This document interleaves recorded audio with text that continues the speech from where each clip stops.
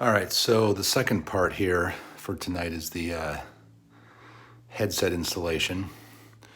First, you want to put the fitting at the bottom of the steer tube. Make sure it's mounted correctly. It'll go down to about here, and then you take I don't know how big this is, 1.5 inch PVC I bought, probably like a 2-foot section.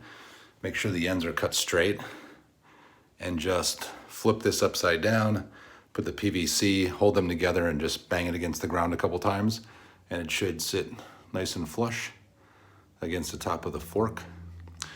Then you can install the other parts, which we'll get to in a second. So if I take this bottom piece,